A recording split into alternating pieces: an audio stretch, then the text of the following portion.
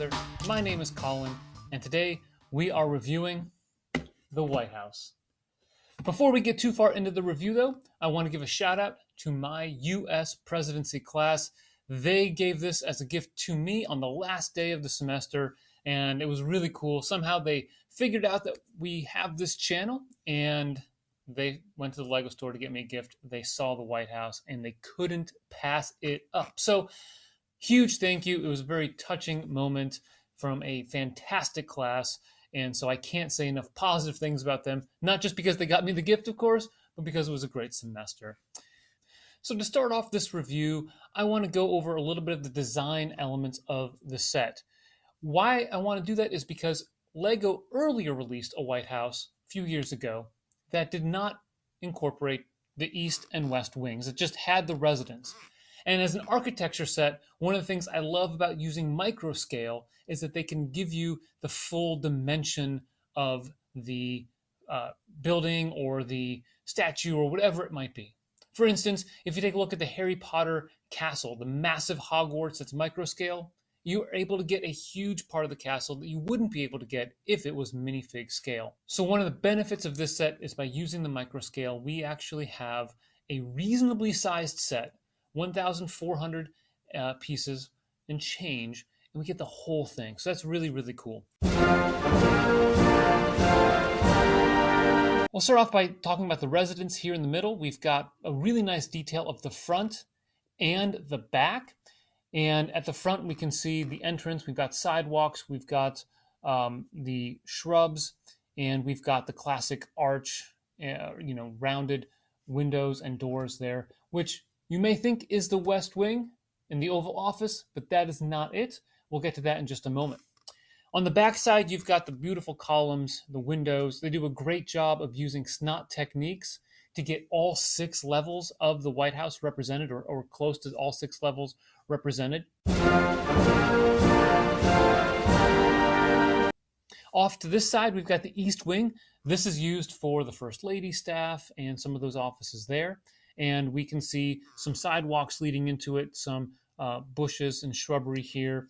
And on the other side, we have the more iconic West Wing. You've got the press area here where the press secretary does the briefings. We've got the Oval Office right here, where again, they use some wonderful snot techniques. And we've got the offices adjacent to the West Wing right here. So this is kind of what we familiarize ourselves with the office of the presidency, but there's a lot, of course, that goes on in the East Wing and, of course, in the residence itself.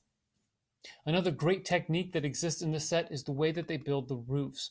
You've got these nice double cheese slopes, or the slopes here for the roof, but notice the white elements coming out. These are 1x1 bricks placed upside down. So to get that look, they're able to put it upside down using a couple of new elements, such as the 1x1 round piece with a hole in it, and kind of the 1x1 round with like a little knob sticking out of it. So you're able to get this effect going upside down, and they use it in many places here on the East and West Wings, as well as in the residence.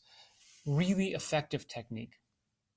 Now, another effective technique, I think, is here in the Oval Office, where they're able to get the roundedness of it and still accomplish the context of the scale of the West Wing.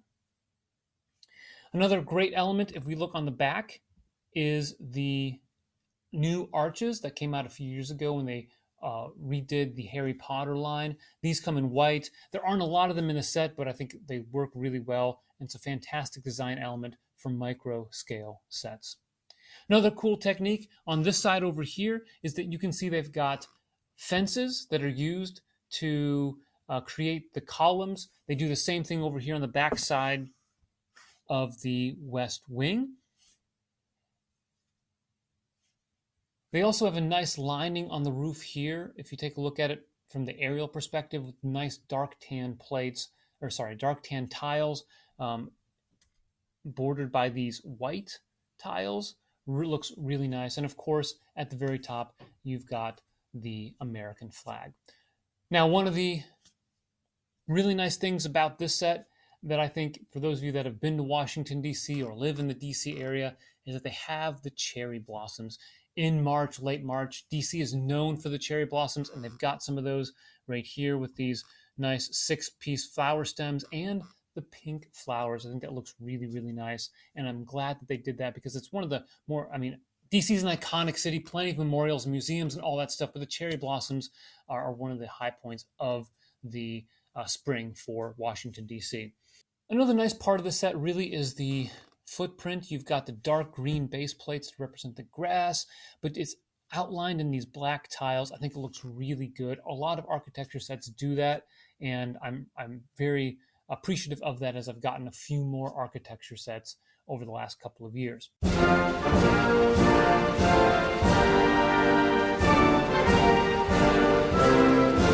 Overall, the set comes with 54 dark tan tiles. It also comes with 44 black tiles, and that mainly comes from the outside of the footprint of the set. The set also comes with quite a few profile bricks in light gray, so those 1x2 brick bricks. There's 23 of those in there, and it comes with a lot of really, I think, nice green pieces. Now, if you like flowers and foliage, you've got over 90 of these flower pieces. You also get some of these half circle extended tiles that don't come in large quantities in sets, but 38 of them come in this set. This is a set that, as I mentioned earlier, is greater than the sum of its parts. When you take a lot of white and black and some mixed colors that are on the interior, it doesn't look like a whole lot as you're unpacking it, but the reality is it looks fantastic and it's effective. The display presence is really strong with this set, and for those of you that are into American politics or Americana in general, I think it's definitely a fun build. It uses some great techniques and will look good on a desk or shelf. As for me, I plan on taking this to my office and displaying it there as kind of an homage to the class and the students that got me the set, but also because, well, I teach American politics at a university. So I think it fits pretty well with who I am and what I do. So I think it's a great display piece. And when you put everything together, it's definitely worth the price. Now we're ready for the rating.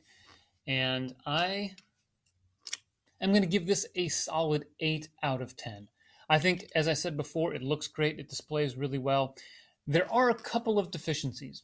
One is that the pieces aren't all that rare, and so for those of you that are collecting things outside of the American flag, there's not a piece that jumps out and says, oh, I really need to get this set because of a particular piece.